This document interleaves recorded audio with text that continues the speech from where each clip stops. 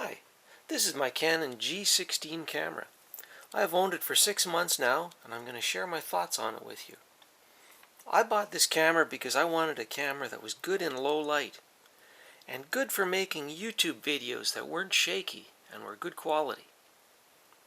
Here is a night scene in the pouring rain. The only light out right now is from street lights, and as you can see, it's quite bright out. But it doesn't look like this. In actual fact, it's quite dark, and I'm having trouble making out the streets with my eyes. But yet the camera is doing a good job of bringing it all in sharp and well lit.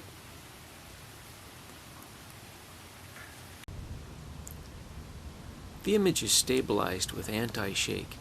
Here's a handheld camera shot at 5:1 maximum zoom, and you can see there's no camera shake. It's a rock steady image.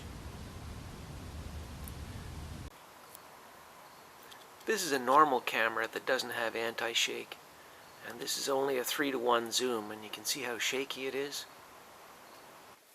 Powering up and down this camera is very fast. I'll show it to you.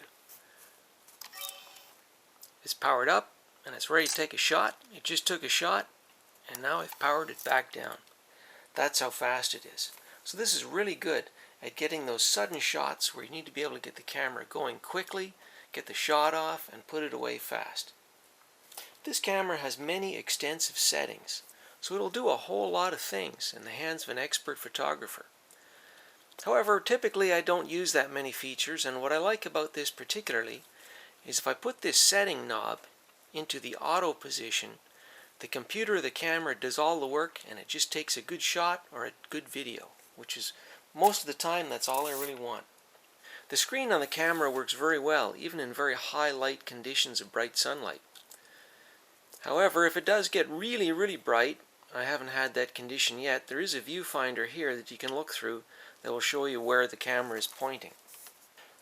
The battery has great capacity, and I've never had the battery run out during a photo shoot. Now for the bad features of this camera that I don't particularly like. There are a couple, but they're minor and I can live with them.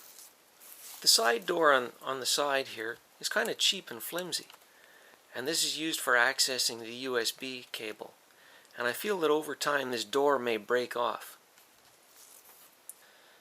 Another feature of this camera that is kind of hard is this camera is large and heavy. Here it is in comparison to a normal size compact camera. It weighs about twice as much as this camera and is about twice the size, and well, it's considerably more expensive.